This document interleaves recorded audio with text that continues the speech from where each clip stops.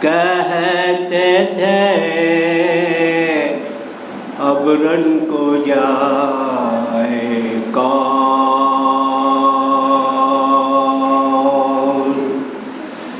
زینب سے شاہ کہتے تھے اب رن کو جائے کون،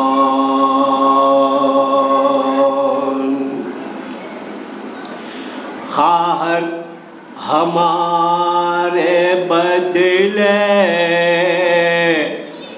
سر اپنا کٹائے کون،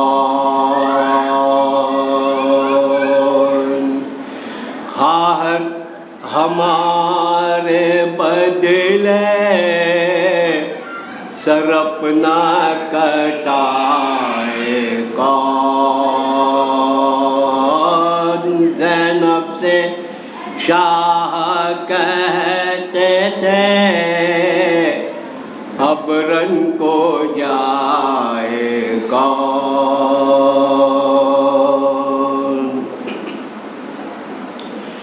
گھوڑے پہ ڈگمگاتے ہیں شہ وقت عصر ہے، گھوڑے پہ ڈگمگاتے ہیں شہ وقت عصر ہے، سید کی بے دیار کی، سید کی بے دیار کی نصرت کو آئے کون، زینب سے شاہ کہتے تھے اب رن کو جائے کون،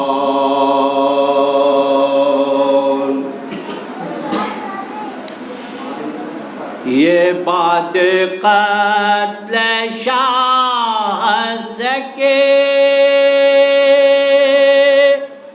نا کے بین تھے، یہ بات قتل شاہ سکے نا کے بین تھے، بابا تماچے کھاتے ہو، بابا تماچے کھاتے ہو آ کر بچائے کون، زینب سے شاہ کہتے تھے اب رن کو جائے کون،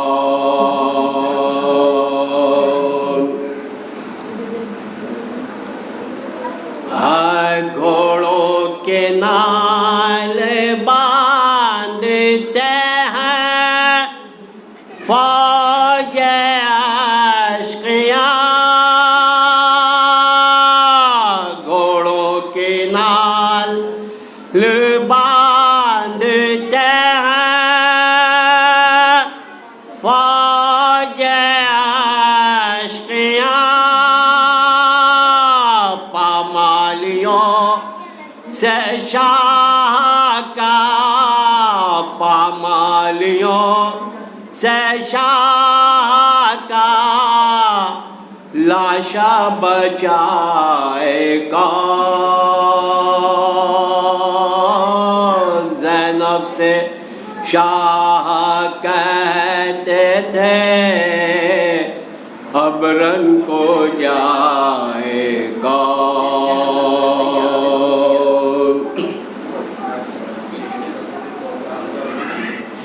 ہائے پہنچی جو لاش پہ تو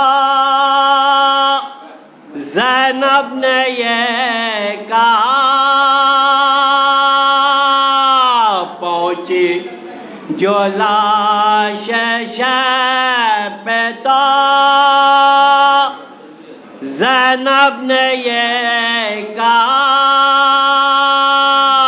بے پردہ شام ہائے بے پردہ شام جاتے ہو پردہ کرائے کون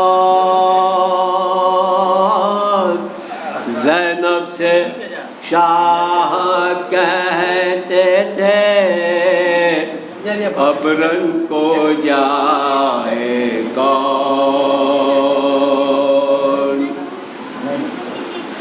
ہائے بیمار کے سوا کوئی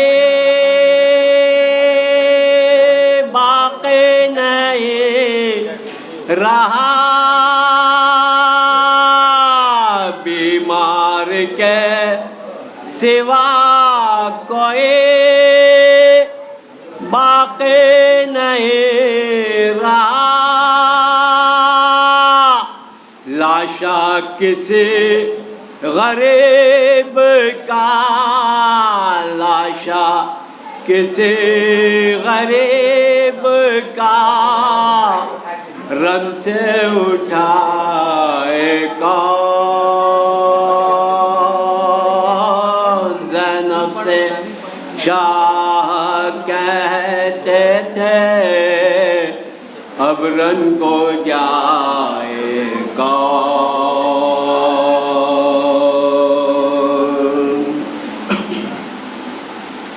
ہائے عباس بھی نہیں قمر شبیر بھی نہیں عباس بھی نہیں قمر شبیر بھی نہیں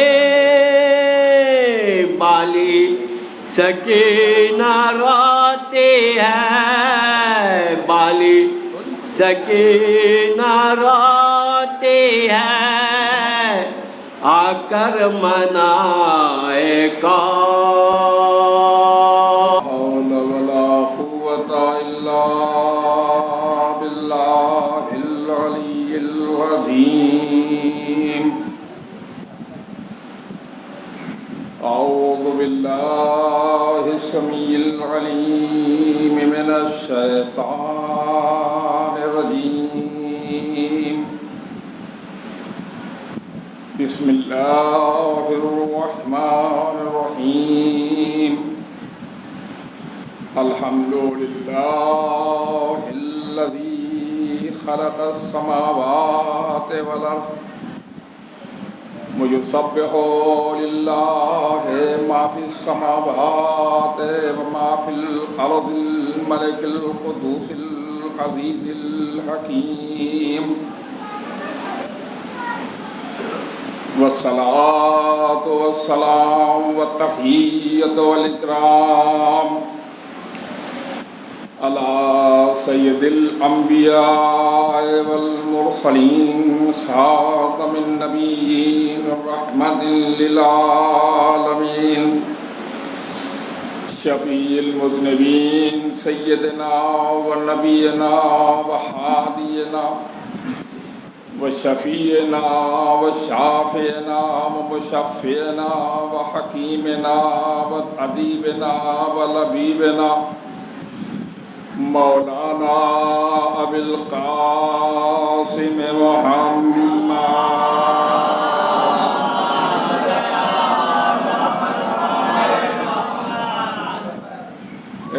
وآله الطيبين الطاهرين المعصومين المظلومين الغر الميامين الذين أذهب الله عنهم الرجس وطهرهم تطهيرا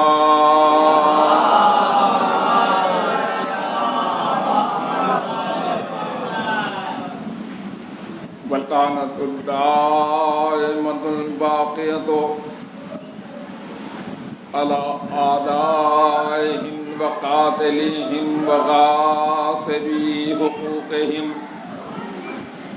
ومنكر فضائلهم ومنكر مقامهم ومنكر درجاتهم ومنكر منازلهم أجمعين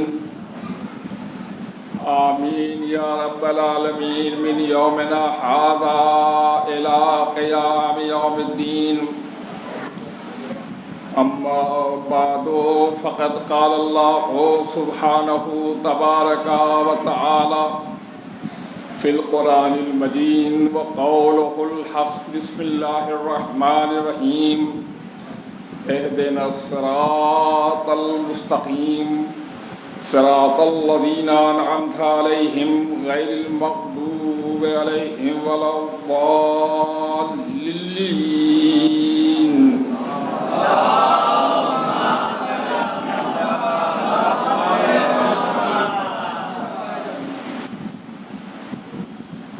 محترم سامعین اور دعائے حضرت فاطمہ زہرا صلوات اللہ علیہا کے مفتاح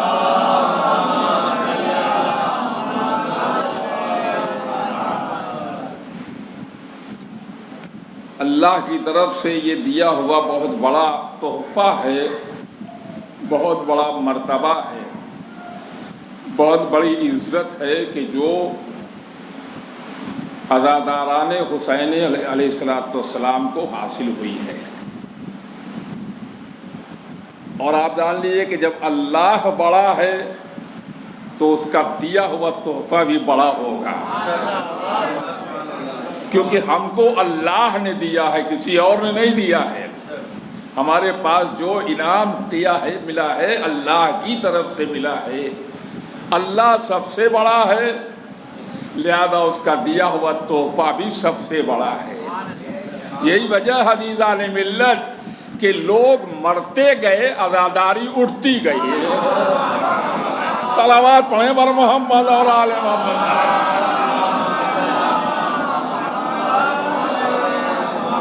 اور معلوم نہیں کیا بات ہے کہ عزاداری سے لوگوں کو جلن ہوتی ہے، پیٹ میں یا سینے میں جلن ہوتی ہے۔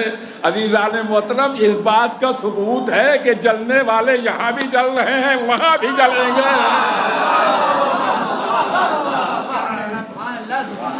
توجہ فرمائیں عزیزان محترم، تو مجلس حسین ہمیں بہت کچھ عطا کرتی ہے، اور ذکر حسین و اہل بیت علیہ السلام ہمارے دماغ کو بلندی عطا کرتا ہے۔ اس لیے آپ کے سامنے میں نے قرآن مجید سے اخذ کر کے نکال کر کے سورہ الحمد کی ایک آیت پیش کی ہے کہ جس میں پروردگار عالم نے یہ ارشاد فرمایا ہے کہ جب نماز پڑھو تو اللہ سے دعا کرتے رہو ساتھ میں کہ اہدنا الصراط المستقیم، پروردگار ہمیں صراط مستقیم پر باقی رکھ۔ صراط الذین انعمت علیہم، ان لوگوں کا راستہ جن کے اوپر تو نے اپنی نعمتیں نازل فرمائی ہیں، اور ان لوگوں کے راستے سے ہمیں پرہیز عطا فرما جو لوگ گمراہی میں مبتلا رہے، راستے سے الگ رہے، راستے سے بھٹکے رہے۔ تو اب دو چیزیں ہیں عزیزان محترم، ایک تو صراط مستقیم ہے اور ایک گمراہوں کا راستہ ہے۔ عزیزان محترم، یہ بات آپ غور کر کے توجہ فرمائیں گے کہ یہ آج تک 1400 سال ہو چکے، اہل بیت کو کسی نے گمراہ نہیں کہا۔ 1400 سال ہو گئے، اہل بیت کی شان میں کوئی ایک لفظ بھی نہ نکال سکا۔ تو جب اہل بیت کی شان میں کوئی لفظ نہ نکال سکا تو اس کے معنی یہ ہے کہ اہل بیت اور ہیں اور اہل بیت کا قتل کرنے والا کوئی اور ہے۔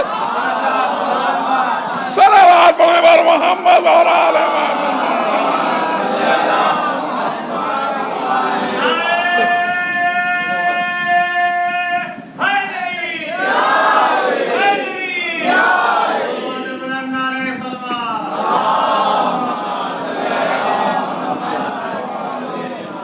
تو صراط مستقیم اور ظالین کا راستہ، نیک لوگوں کا راستہ، انبیاء کا راستہ، اوصیاء کا راستہ، روحانین کا راستہ اور اللہ کے نیک بندوں کا راستہ یہ الگ ہے، اور ظالین کا راستہ، کافرین کا راستہ، مشرکین کا راستہ، گمراہوں کا راستہ، جھوٹوں کا راستہ یہ الگ ہے۔ توجہ فرمایا آپ نے؟ تو جس راستے پر انبیاء چلتے رہے وہ راستہ وہ ہے جو اللہ نے پسند کیا ہے۔ توجہ فرمائے؟ تو انبیاء کا راستہ یہ ہے کہ جب مصیبت پڑی تو علی کو پکارا۔ یہ ہے راستہ انبیاء کا۔ اور دشمنوں کا راستہ کیا ہے؟ جب ان پر مصیبت پڑتی ہے تو وہ شیطان کو پکارتے ہیں۔ توجہ فرمایا آپ نے؟ اب یہاں پر غور کرنے کی بات ہے عزیزان ملت، جو علی کو پکارے وہ جہنم کی طرف لے جا رہا ہے راستہ، اور جو یزید کو پکارے صلوات پڑھے بر محمد اور آل محمد۔ تو عزیزان محترم اب توجہ کرنے کی بات ہے، دیکھنے کی بات ہے کہ اللہ تعالیٰ نے کہہ دیا کہ صراط مستقیم کی دعا کرو، اور ان کے راستے کی جن پر اللہ نے نعمتیں نازل فرمائی ہیں، جن کو نعمتیں اللہ نے دی ہیں۔ اب ہمیں تلاش کرنا ہے کہ صراط مستقیم کیا ہے، اور وہ لوگ کون ہیں جن کو اللہ نے نعمت عطا کی ہے۔ تو عزیزو یہ بات ذرا سا اپنے ذہن کے اندر بہت ہی کشادگی کے ساتھ غور کریے گا تو پتہ چلے گا آپ کو کہ پروردگار عالم نے انسانوں کی ہدایت کے لیے بہت ہی مضبوط راستہ اختیار کیا، یعنی ایک نبی نہیں بھیجا، 1,24,000 نبی بھیجے۔ ایک نبی نہیں بھیجا، 1,24,000 نبیوں کو بھیجا۔ اس کے ساتھ ساتھ سب سے بڑی قوت انسان کو عقل عطا کی، لیکن اس مضبوط ہدایت کے راستے کے ساتھ ساتھ اور عقل کی مضبوطی کے باوجود انسانوں نے اپنے اپنے طور پر خود سے بنایا ہوا راستہ پیش کیا اور کہا یہ ہمارا راستہ جنت تک لے جائے گا۔ لیکن بات کیا تھی؟ یہ جنت تک نہیں لے جا رہے تھے بلکہ پیسوں کے ذریعے اپنے پیٹ تک لے جا رہے تھے۔ صلوات پڑھے بر محمد اور آل محمد۔ اس سے بہتر صلوات پڑھیں۔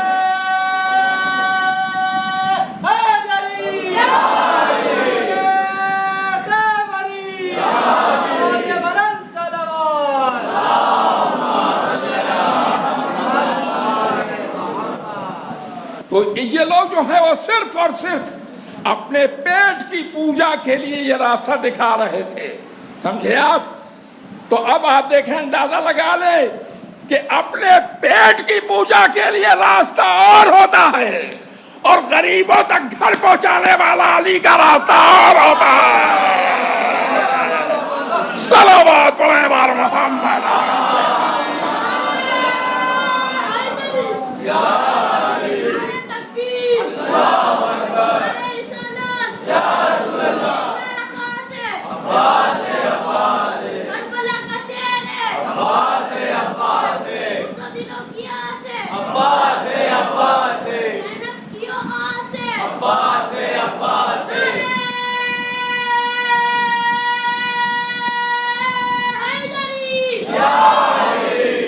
ماشاء اللہ۔ تو بات آپ کی سمجھ میں آ رہی ہے؟ اب اس سے آپ نے اندازہ لگایا کتنا اہتمام اللہ تعالیٰ نے کیا، کتنا مضبوط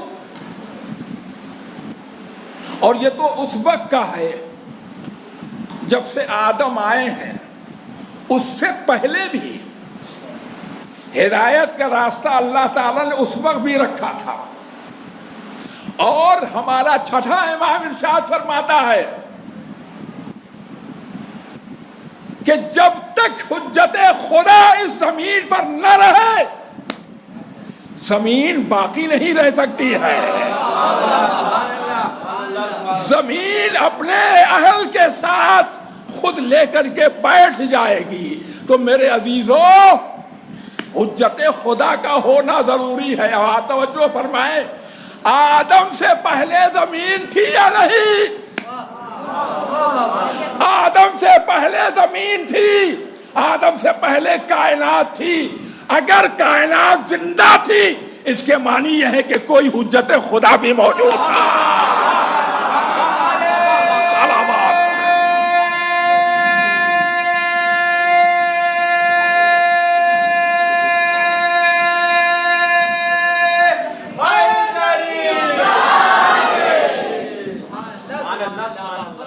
حجت خدا کوئی موجود تھا۔ اس کے معنی یہ ہوئے کہ صراط مستقیم بھی موجود تھی، وہ راستہ بھی موجود تھا جو سیدھا راستہ تھا جو اللہ تک لے جاتا ہے، وہ ہدایت کی منزل بھی موجود تھی۔ تو اب عزیزان محترم، فرشتے صراط مستقیم پر چل رہے تھے یا نہیں چل رہے تھے؟ فرشتے صراط مستقیم پر چل رہے تھے یا نہیں چل رہے تھے؟ یاد رکھیے، اللہ نے صرف راستہ بتایا ہے، دکھایا نہیں ہے۔ راستہ بتایا ہے، دکھایا نہیں ہے۔ پروردگار دکھائے کون؟ آواز آئے گی جو جبریل کا استاد ہے۔ صلوات برابر محمد اور آل محمد۔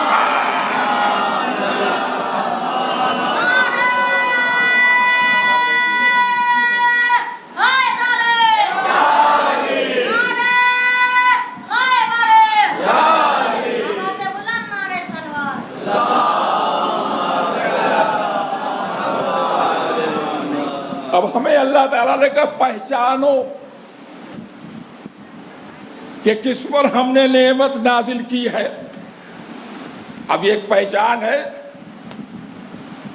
تو اب یہ سورہ، یہ آیت نازل کہاں ہوئی ہے؟ سورہ الحمد میں۔ کہاں؟ سورہ الحمد میں۔ سورہ الحمد کی خصوصیات کیا ہیں وہ سمجھ لیجئے آپ، تو پھر بات جو ہے واضح ہو جائے گی، نتیجہ آپ کے سامنے آ جائے گا۔ سورہ الحمد کو فاتحۃ الکتاب کہا جاتا ہے، یعنی قرآن کو کھولنے والی سورہ۔ اب یہ کھولنے والی سورہ کیا ہوتا ہے عزیزو؟ آپ نے دیکھا ہوگا جب کسی گھر کے اندر بہت سے سونا چاندی لگا رہتا ہے تو ایک تالا بند رہتا ہے، تو اس تالے کو کھولنے والی کنجی ہوتی ہے۔ تو قرآن کی کنجی سورہ الحمد ہے۔ توجہ فرمائیں آپ۔ اور قرآن کہتا ہے لا رتب ولا یابس الا فی کتاب مبین۔ ہم نے کائنات کے اپنے علاوہ، کائنات کے اپنے تمام علوم کو ہم نے قرآن کے اندر جمع کر دیا ہے۔ اس میں موت بھی ہے، اس میں زندگی بھی ہے، اس میں فلسفہ بھی ہے، اس میں حکمت بھی ہے، اس میں علم بھی ہے، ہر چیز ہے۔ تفصیل میں نہیں جانے والا، توجہ فرمائیں آپ عزیزان محترم۔ تو معلوم ہوا کہ قرآن کے علوم کا جو مرکز ہے، سینٹر ہے آپ دی ہولی قرآن، وہ سورہ الحمد ہے نا؟ ایک درود پڑھیے پر محمد اور آل محمد۔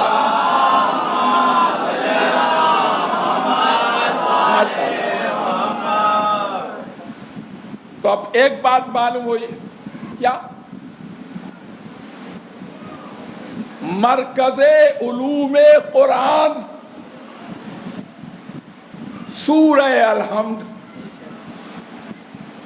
دوسری بات، اگر سورہ الحمد نماز میں نہ پڑھی جائے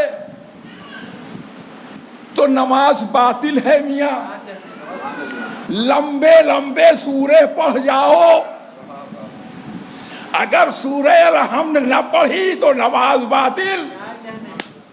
اب وہاں نہ تو آپ کا وضو کام آئے گا نہ سورہ بقرہ کام آئے گا. توجہ فرمائیں عزیزان محترم. تو اب مرکز عبادت سورہ الحمد. تیسری بات کیا ہے؟ الحمد کا سورہ یہ کہہ رہا ہے الحمدللہ رب العالمین. تمام جتنی بھی تعریف کی حدیں ہو سکتی ہیں وہ سب اللہ کی ذات میں موجود ہے. میں اللہ کی اس اللہ کی تعریف کرتا ہوں، حمد کرتا ہوں. یہ حمد ہے اس اللہ کی جو تمام عالم کا پروردگار ہے، الرحمن اور الرحیم. تو اب یاد رکھیے، اب یہ کیا ہوا؟ مرکز عبادت الحمد، مرکز علوم قرآن الحمد، مرکز ثناء الہی الحمد. اور کسی اور جگہ اللہ نے لعنت نہیں کی ہے، قرآن ہی میں لعنت بھی بھیج دی ہے کہ گمراہوں کا راستہ الگ ہے. تو معلوم ہوا سورہ الحمد پڑھو تو دو چیزیں تمہیں صاف طور پر مل جائیں گی.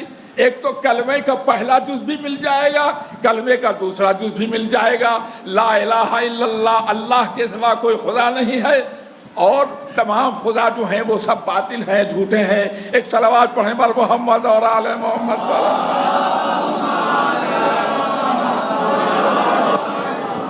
تو تین چیزیں ہوئی عزیزان محترم: مرکز قرآن، مرکز علوم الحمد، مرکز عبادت الحمد، مرکز ثنا اور حمد الحمد ہے نا.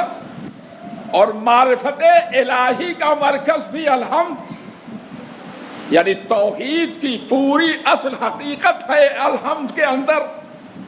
اب وہ کہہ رہا ہے اللہ تعالی، غور فرما لیجئے، وہ کہہ رہا ہے ایاک نعبد و ایاک نستعین. اے پروردگار، ہم تجھی سے مدد مانگتے ہیں اور تیری ہی عبادت کرتے ہیں. بات ختم ہو جاتی یہاں کے اوپر، مگر اللہ نے کہا نہیں، آگے بڑھ کے کہو اہدنا الصراط المستقیم. پروردگار ہمیں ان کا راستہ دکھا دے، پروردگار ہمیں ان کا راستہ بتا دے جن پر تو نے نعمت نازل کی ہے. تو اب نعمت کیا ہے؟ قرآن نے خود ہی کہہ دیا، جو مرکز علم ہے وہی نعمت خدا ہے. توجہ پر آپ تو متوجہ نہیں ہے. جو مرکز عبادت ہے وہی جو ہے وہ نعمت ہے، اور جو مرکز حمد ہے، مرکز تعریف و ثنا ہے، وہی سب سے بڑی نعمت ہے. عزیزان ملت، اب آپ دیکھ لیجئے کہ مرکز علوم قرآن ہے، اور نبی کہہ رہا ہے کہ جب تک کہ جس کے پاس علم ہوگا پورا پورا، وہی نعمتوں کا مالک ہوگا اللہ کی. تو اب نبی نے فرمایا کہ انا مدینۃ العلم وعلی بابھا، میں شہر علم ہوں اور علی اس کا دروازہ ہے. صلوات محمد.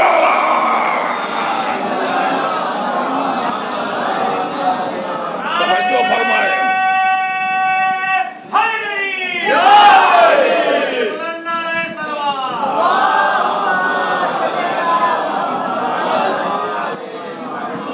کنجی کی بات جو آ گئی تھی، اس کے سلسلے میں آپ کے سامنے ایک واقعہ بیان کر دینا چاہتا ہوں.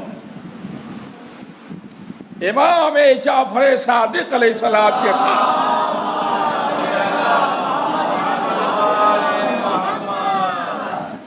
ایک یہودی آ گیا، کہنے لگا اے جعفر صادق،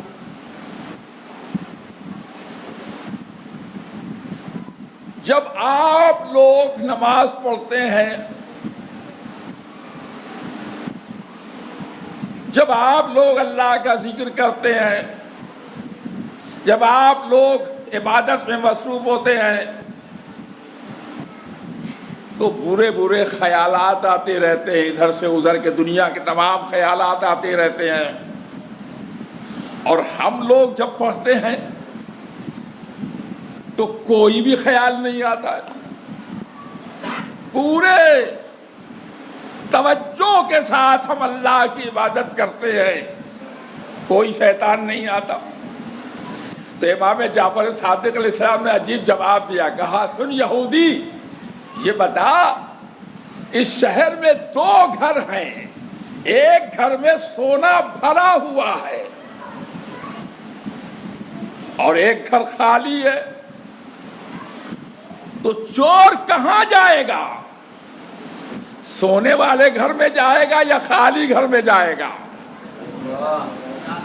تو اس نے کہا خالی گھر میں تو کوئی جا نہیں سکتا، جائے گا تو جہاں سونا بھرا ہوا ہے. تو امام نے فرمایا سن، ہمارے دوستوں کے خیالات میں جو باطل خیالات آتے رہتے ہیں عبادت میں، اس کی وجہ یہ ہے کہ ہمارا سینہ اور دماغ توحید سے بھرا ہوا ہے، نبوت سے بھرا ہوا ہے، امامت سے بھرا ہوا ہے، توحید سے بھرا ہوا ہے، معرفت سے بھرا ہوا ہے، عبادت سے بھرا ہوا ہے، اخلاق سے بھرا ہوا ہے. توجہ فرمائے عزیز عالم ملت، حکمت سے بھرا ہوا ہے، علم سے بھرا ہوا ہے، خیرات سے بھرا ہوا ہے، نیکیوں سے بھرا ہوا ہے، صدقات سے بھرا ہوا ہے، خدمات سے بھرا ہوا ہے. اسی وجہ سے شیطان یہاں آتا ہے اور تو بالکل خالی بیٹھا ہے. صلوات پڑھیں بر محمد اور آل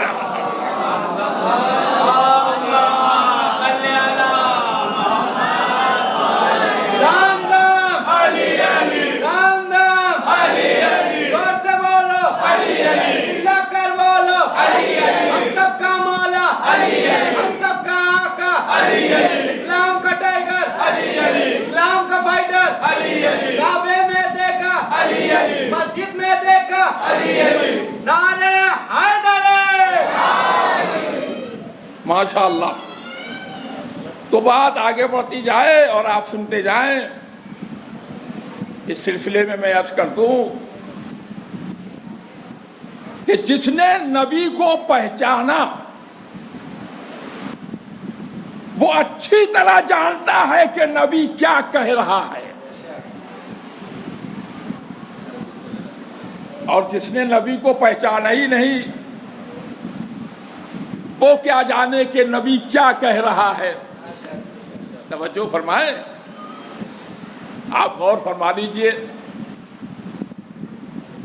امام حسن علیہ السلام کا بچپنا ہے،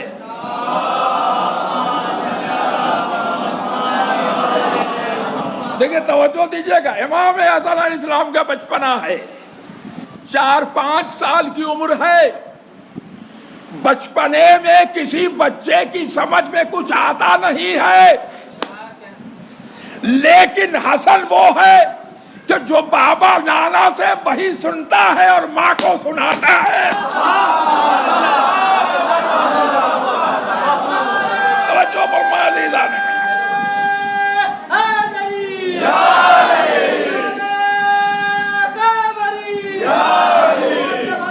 ماشاء اللہ.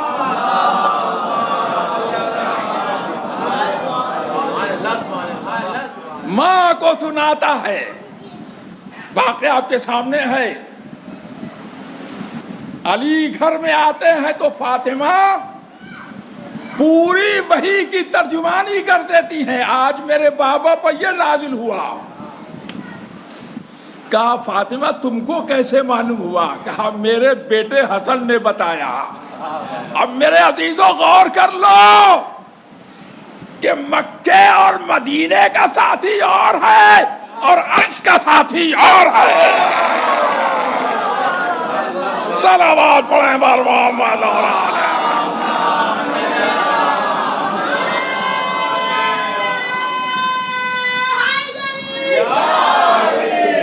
سمجھے عزیزان ملت کہ آقا اور ہوتا ہے،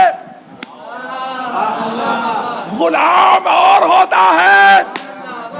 جو غلام تھے وہ غدیر کی بات نہ سمجھ سکے. صلوات پڑھے پر محمد ایک اور صلوات پر محمد اور آل محمد.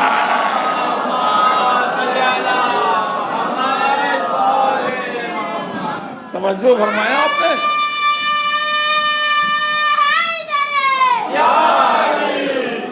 آقا اور ہوتا ہے اور غلام اور ہوتا ہے. تو توجہ فرمائے. تو اب آپ دیکھیں کہ سب سے بڑی نعمت انسان کو کیا ملی ہے. کبھی آپ نے غور کیا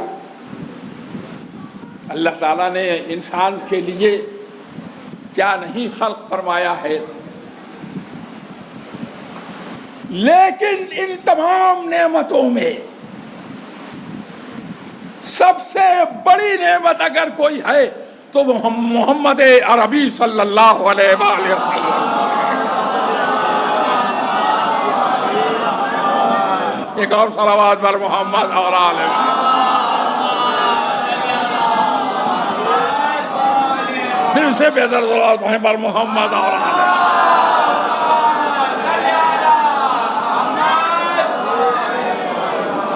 محمد عربی صلی اللہ علیہ وآلہ وسلم کی ذات گرامی پوری کائنات کے لیے، صرف زمین کے لیے نہیں، آسمانوں کے لیے، جنت کے لیے، ایک آسمان کے لیے، دوسرے آسمان کے لیے، تیسرے آسمان کے لیے، چوتھے آسمان کے لیے، پانچویں آسمان کے لیے، چھٹے آسمان کے لیے، ساتویں آسمان کے لیے، کرسی کے لیے اور عرش کے لیے یہ نعمت ہے. توجہ فرمائے عزیز عالم ملت. کائنات میں کوئی اس نعمت کا مقابلہ نہیں کر سکتا، لہذا اللہ پر واجب ہے کہ اس نعمت کی عبادت کرے. تو اس عبادت کے لیے اللہ نے ابو طالب کو رکھا. صلوات پڑھنے پر محمد اور آل. ایک اور صلوات پر محمد اور. اب سمجھے ابو طالب کو کافر کہنے والے کون ہیں؟ وہی ضالین ہیں جنہیں قرآن نے کہہ دیا ہے ان کا راستہ ہمیں نہیں چاہیے. تو عزیزوں صراط مستقیم وہ راستہ ہے جس پر محمد چلا ہے اور محمد کو بچانے والا ابو طالب علیہ السلام ہے. توجہ فرمایا آپ نے. تو یہ شان ابو طالب علیہ السلام.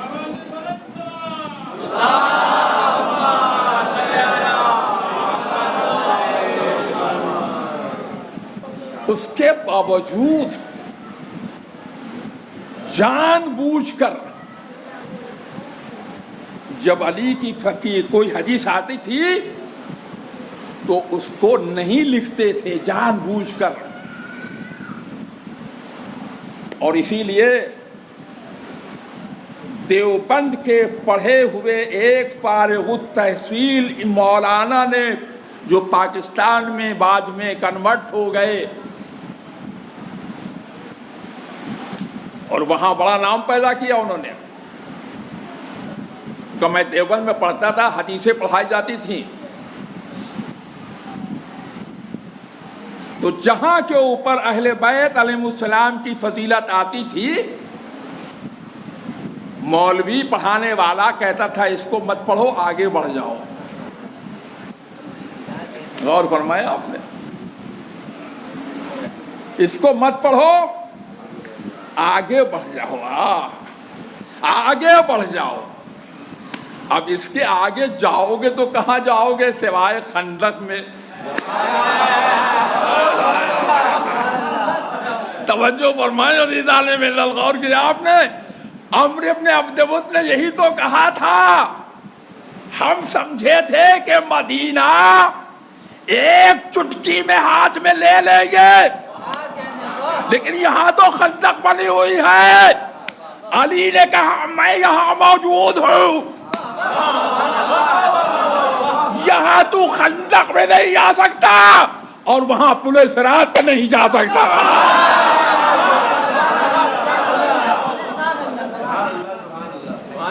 توجہ فرمائیں عزیزان محترم، تو غور فرمائیں کہ جب کہ کوئی واسطہ بھی نہیں ہے، صرف چند ٹکوں کی خاطر، چند پیسوں کے خاطر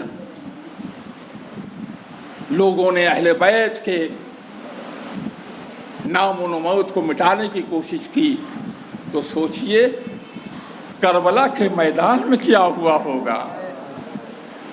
کربلا کے میدان میں اہل بیت رسالت کے ساتھ کیا کیا حشر ہوا ہوگا؟ عزیزان محترم، یہ منظر کسی نے نہیں دیکھا، اگر دیکھا تو سید سجاد نے دیکھا، ہمارا چوتھا امام۔ عزیزان محترم، آئے اس نے ایک چیز، ایک دو چیز نہیں دیکھی، 72 لاشوں کے گلے پر خنجر چلتے ہوئے دیکھا، بابا کے پیاسے گلے کو کٹتے ہوئے دیکھا۔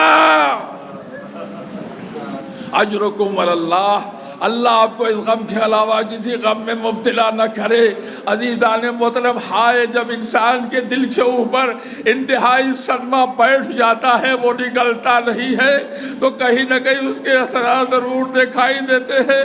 اے عزادارو، ایک مرتبہ ایک شخص آیا چوتھے امام کے پاس، کہنے لگا مولا میرے گھر میں شادی ہے، آپ تشریف لائے۔ کہا اے بھیا، اے میرے بھائی، جب سے میرا بابا مارا گیا ہے اس روز سے ہم نے شادی میں جانا بند کر دیا ہے۔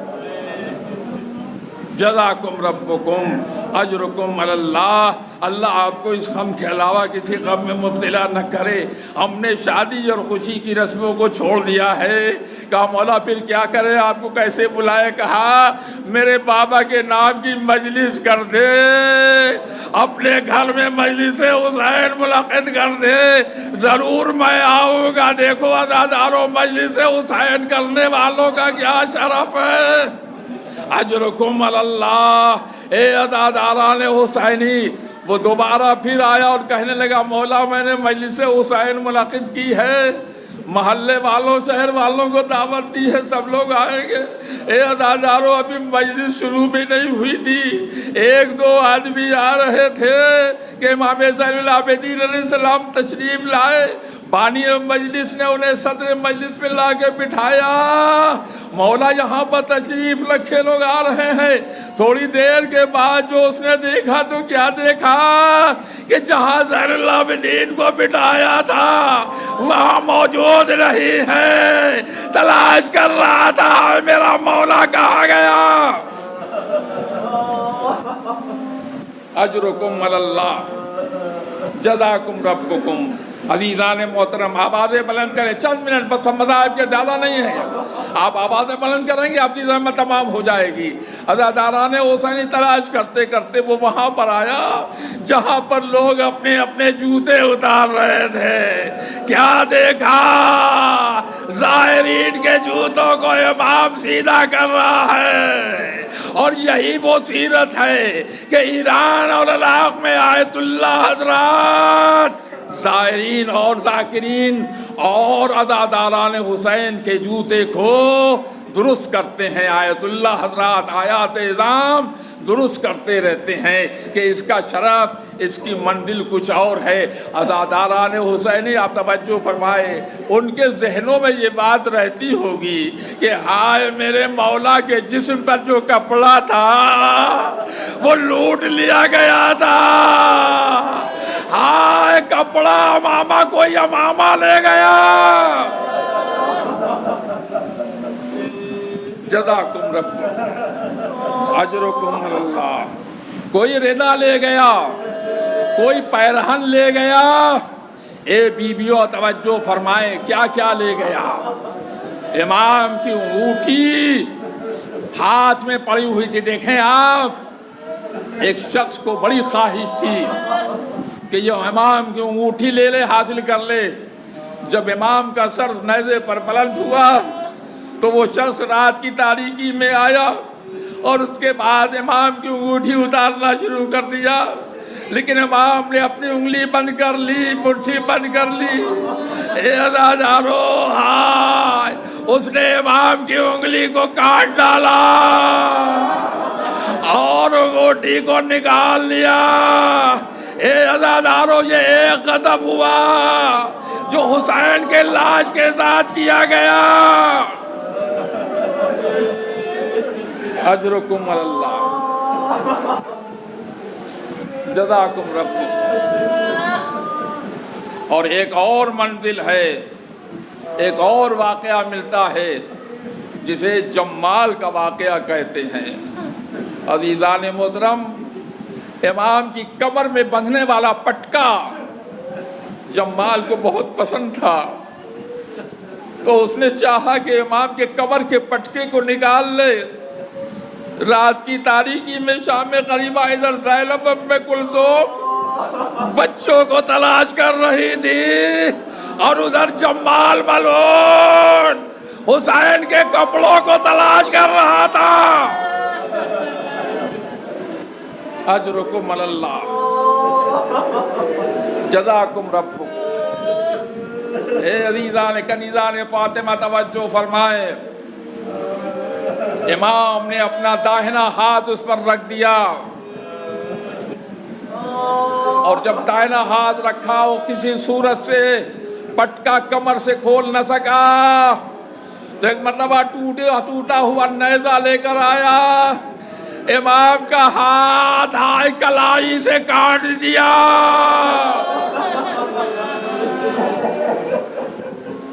آوازیں بلند کریں، میں ایسے تو یہ کوئی معمولی واقعہ نہیں، بس احمد تمام ہونے جا رہی ہے۔ دائنا ہاتھ کلائی سے کاٹ دیا۔ امام نے پھر اپنا بایاں ہاتھ رکھ دیا، اس نے پھر کوشش کی کہ پٹکا کمر کا نکل آئے، مگر وہ نہ نکل سکا، تو جمال نے پھر نیزے سے بائیں طرف کا ہاتھ بھی کلائی سے کاٹ دیا۔ یہ ہونا تھا کہ ایک مرتبہ آسمان میں یا حسینہ کی آواز بلند ہو گئی، آواز آئی، ارے جمال، تو نے کیا غضب کیا ہے؟ اللہ کے قہر کو تو نے مہمیز کیا ہے۔ اجرکم اللہ۔ ایک مرتبہ جمال نے دیکھا آسمان سے کالی ہماری اتر رہی ہے، اور اس میں ایک بزرگوار اور ننگے سر، ننگے پیر، گریبان کھلا ہوا، اے میرے بیٹا حسین، تجھ پر بڑا ظلم ہوا۔ جمال نے پوچھا یہ کون ہے؟ فرشتوں نے کہا یہ رسول اللہ ہے جو اپنے نواسے کی لاش پر آئے۔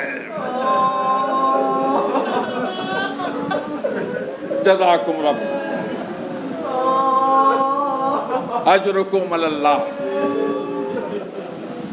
عزیزان محترم، رو لیجئے، یہ رونے کا مہینہ ہے، اور ہماری قوم کے اوپر جو رحمت ہے اللہ کی وہ اسی رونے کی وجہ سے ہے۔ پھر جمال نے کیا دیکھا؟ ایک دوسری سواری اتر رہی ہے، ہائے، سر و سینہ پیٹتے ہوئے آ رہے ہیں۔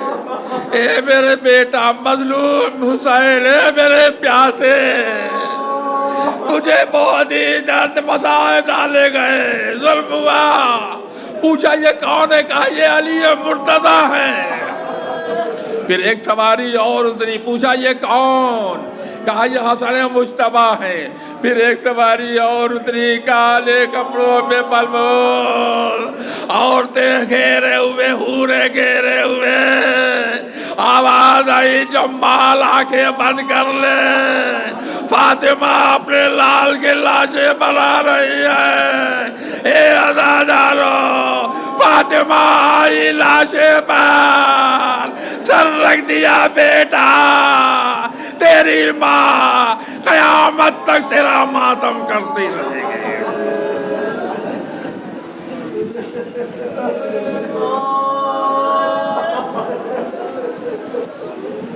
انا للہ و انا الیہ راجعون۔ رضن بقضائه وتسلیما لامره الا لعنۃ اللہ علی القوم الظالمین سیعلم الذین ظلموا ای منقلب ینقلبون۔ پروردگارا جو آوازیں بلند ہوئی ہیں ان پر رحمت نازل فرما، ہم سب کے عادات کو قبول فرما، عطا فرما، امور میں تعجیل فرما۔